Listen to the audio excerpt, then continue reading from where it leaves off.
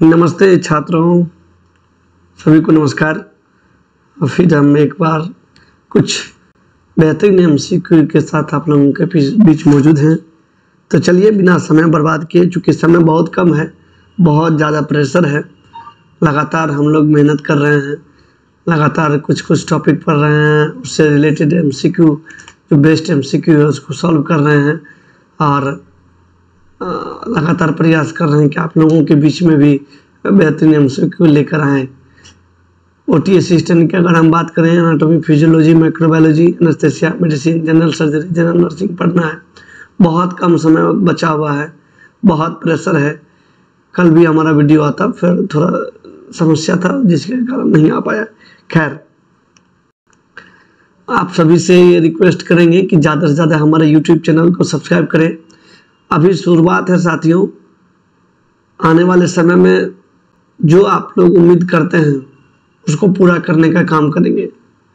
Paramedical के different branches है, जितने भी ब्रांचेज संचालित है बिहार में, मेरा इच्छा है, मेरी टीम का इच्छा है कि तमाम छात्रों के लिए काम किया जाए। पढ़ाई के मुद्दे पर खास करके उनको टॉपिक वाइज वीडियो अवेलेबल कराया जाए, तमाम सिलेबस की पढ़ाई करवाई जाए। डॉक्टर्स की टीम रहेगी, पैरामेडिक्स की टीम रहेगी, नर्सिंग की टीम रहेगी। तो शुरुआत है, अभी वर्कलोड है, प्रेशर है, फिर भी जितना हो पा रहा है कर रहे हैं। आप सभी अपना प्यार बनाए रखिए। बहुत बहुत धन्यवाद। चलिए शुरू करते हैं। 53वां प्रश्न हमारा है,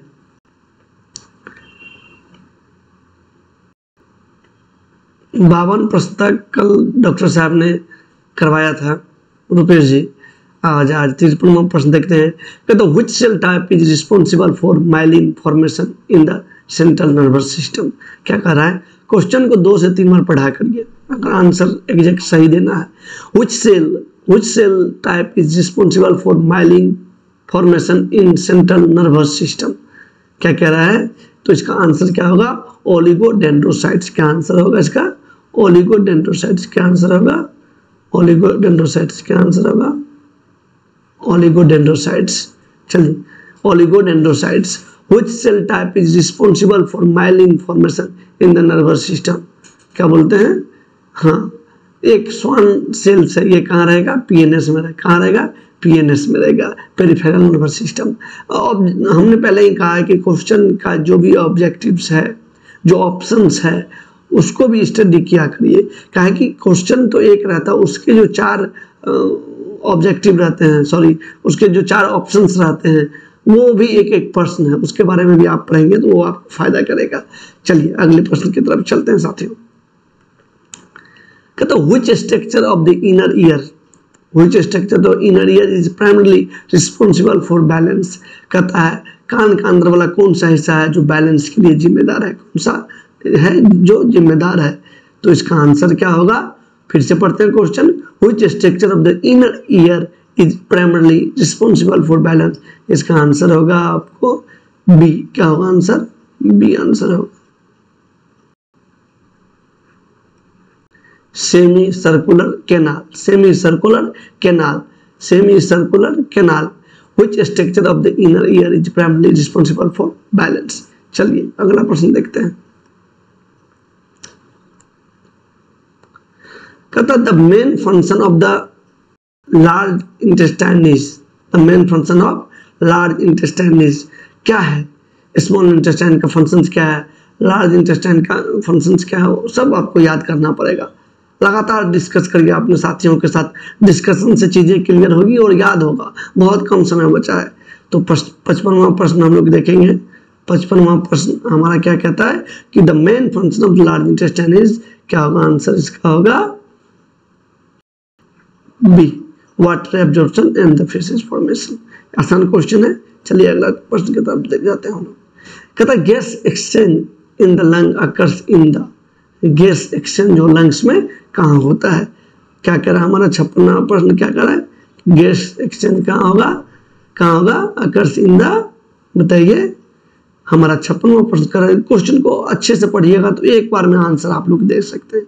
56 का आंसर होगा सी। क्या होगा?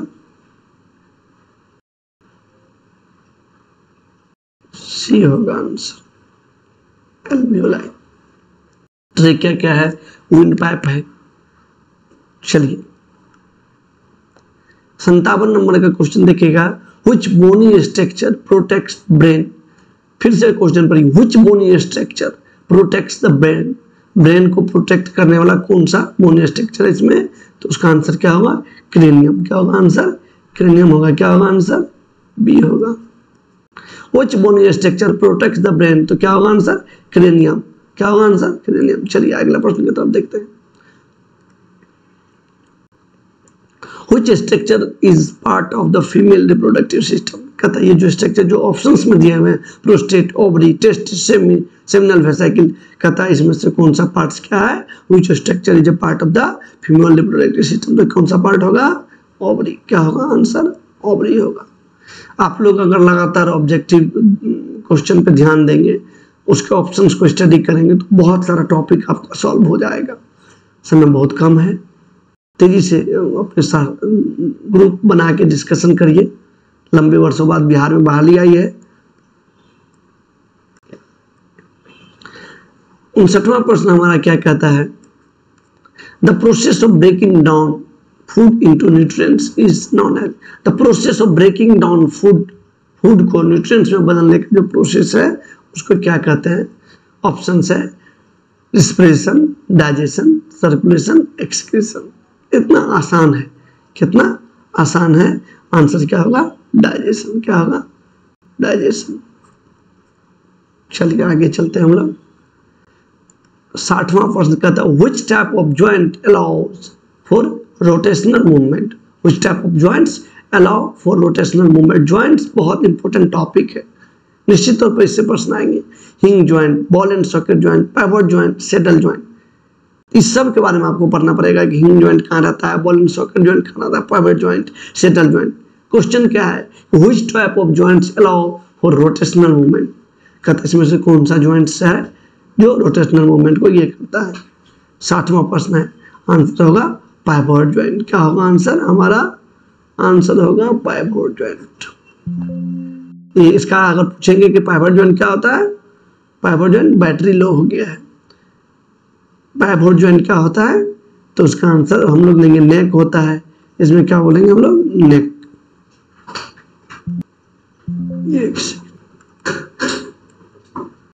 एक सेकेंड, सेटल जॉइंट के बारे में हम लोग स्टडी करेंगे आगे। चलिए पाइवट जॉइंट, थोड़ा सा समय दीजिएगा।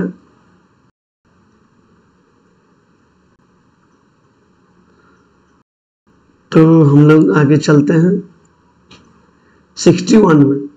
The term proximal means, the term proximal means, देखिए अच्छा क्वेश्चन है।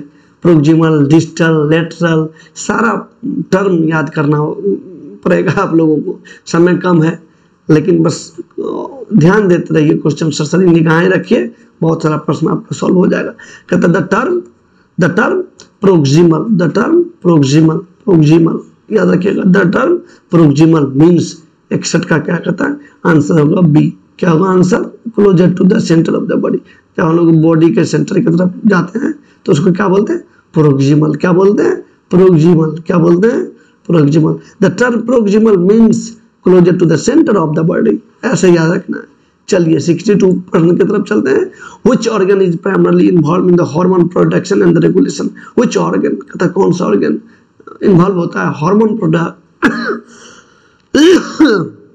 हार्मोन प्रोडक्शन एंड रेगुलेशन में।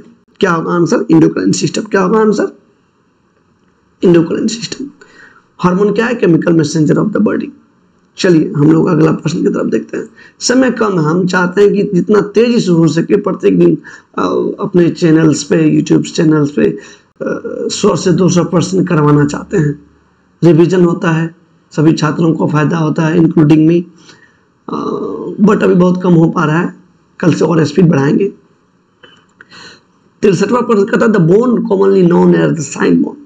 देखिए ये प्रश्न, the bone commonly known as shin bone, क्या बोलते हैं, कहता है ऐसा बोन जो साइन बोन के नाम से जाना जाता है, कॉमनली उसको कहा जाता है। क्या है आंसर, देखिए क्या है प्रश्न 63वां का आंसर क्या होगा, बी होगा, टिबिया। क्या होगा, टिबिया।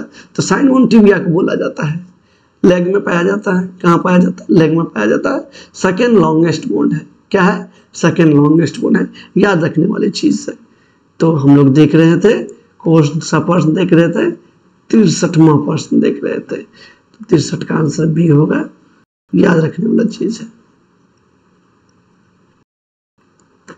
चलिए 64, Which of the following is an example of a flat bone? क्या कहता है? Which of the following is an example of a flat bone? के एग्जाम्पल कौन है? Femur, sternum, humerus, ulna. Humerus, ulna. तो 64 का आंसर क्या होगा? 64 का आंसर होगा बी, स्टर्नम। क्या है? Flat bone. क्या है? फ्लैट बोन, स्टर्नम, ट्यूम। चलिए आगे चलते हैं। Which organ filter and remove the waste from the blood? Blood से कौन सा ऑर्गन क्या करता है? Which organ क्या कहता है? Which organ filters and remove the waste from the body? क्या? Liver, kidney, pancreas, spleen. 65 number बहुत आसान है। क्या होगा आंसर? किडनी होगा साथियों।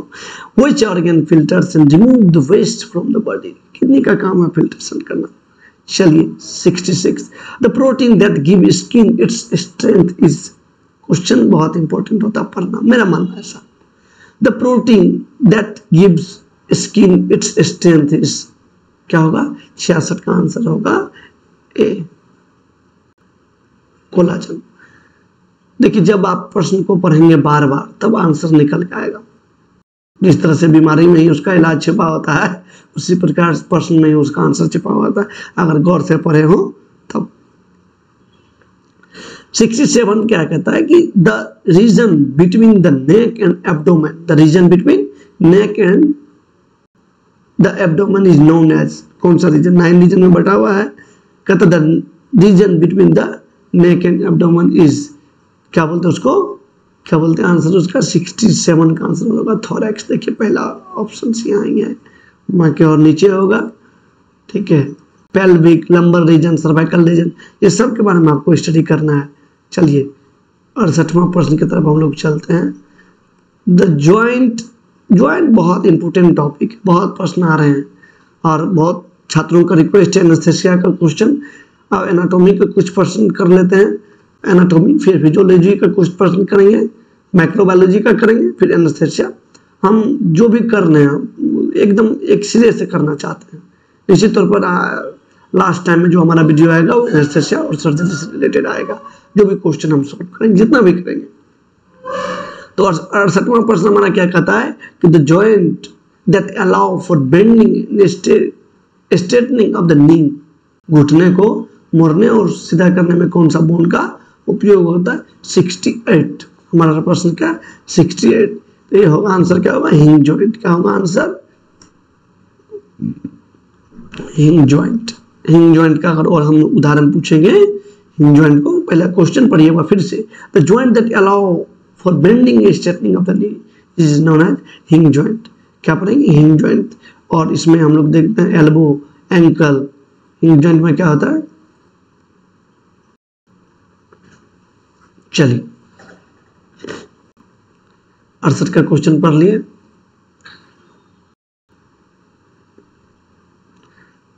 69 नंबर का एक क्वेश्चन इंपॉर्टेंट है। हाँ, कहता है white matter in the brain is composed mainly of. क्या कहता है? White matter in the brain is composed mainly of.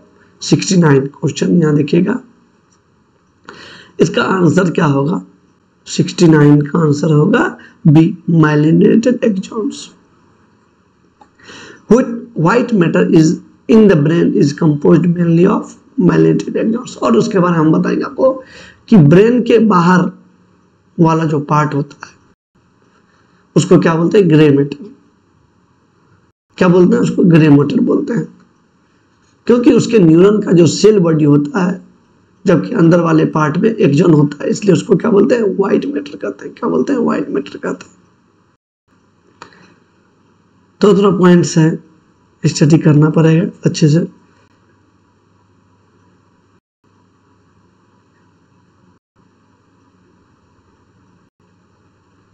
चलिए 70वां प्रश्न कहता है which of the following is components of the axial skeleton. Axial और एपेंडिकुलर, और उसमें जितने भी बोन हैं उसको याद करना पड़ेगा। एक्जियल में 80 है, एपेंडिकुलर में 126, सबको याद करना पड़ेगा। जॉइंट्स को याद करना पड़ेगा। लगातार डिस्कशन करिए अपने छात्रों के साथ, मित्रों के साथ, याद हो जाएगा, कुछ भारी चीज नहीं है। करत करत अभ्यास के जन्मति होत सुजान, रसरी यावत जात है शिल्प पर परत निशान।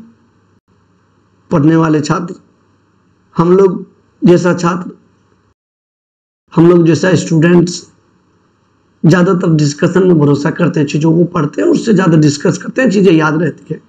हमारा तो ये फंडा है। चलिए 17वां प्रश्न का आंसर क्या होगा? Sternum. Which of the following is a component of the axial skeleton? Scapula, sternum, clavicle, humerus। क्या होगा आंसर इसका? इसका आंसर होगा आपका, चलिए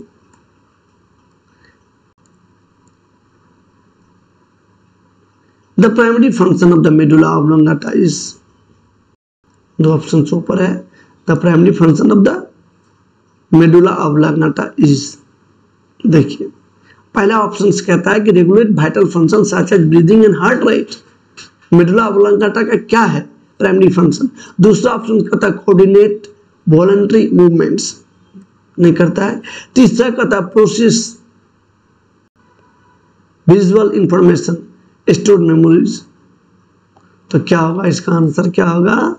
ए होगा। क्या होगा आंसर इसका? ए होगा। Regulate vital function such as breathing and heart rate. Regulate vital function such as breathing and heart rate, breathing function and rate. चलिए हम लोग 72वां प्रश्न की तरफ चलते हैं।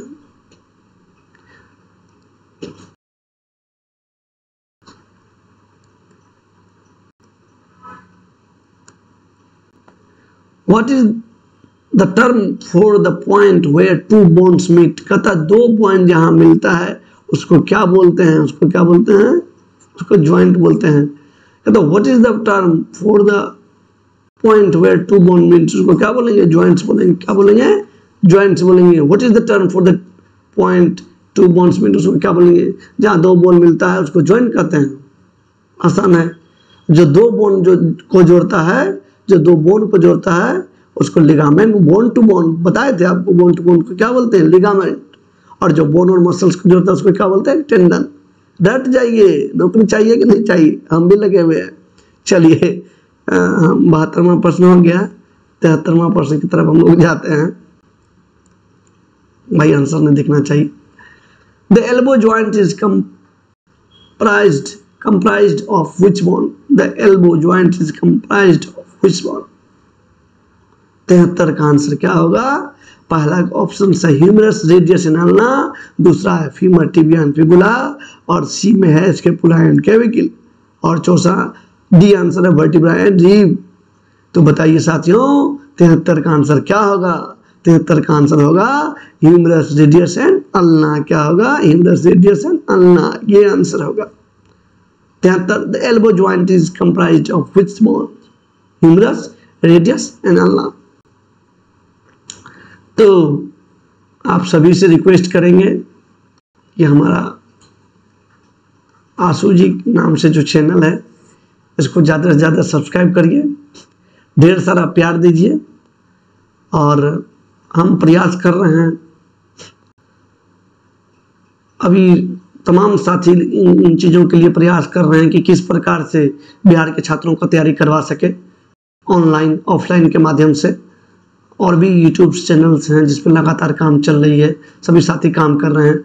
आप सबका प्यार रहेगा तो निश्चित तौर पर नर्सिंग, पैरामेडिकल, फार्मेसी, पैरामेडिकल में अलग अलग ब्रांचेज हैं, सभी के लिए हम लगातार कुछ न कुछ अच्छा करने का प्रयास कर रहे हैं। तो हम बहुत जल्द अगले वीडियो में आप लोगों के पास फिर कुछ बेहतरीन एमसीक्यू लेकर आएंगे। और सभी साथी से, बिहार के छात्रों से खास करके कहना चाहेंगे कि जान लगा कर तैयारी करिए। लंबे वर्षों बाद बहाली आई है। बहुत जल्द मिलते हैं अगले वीडियो में। धन्यवाद।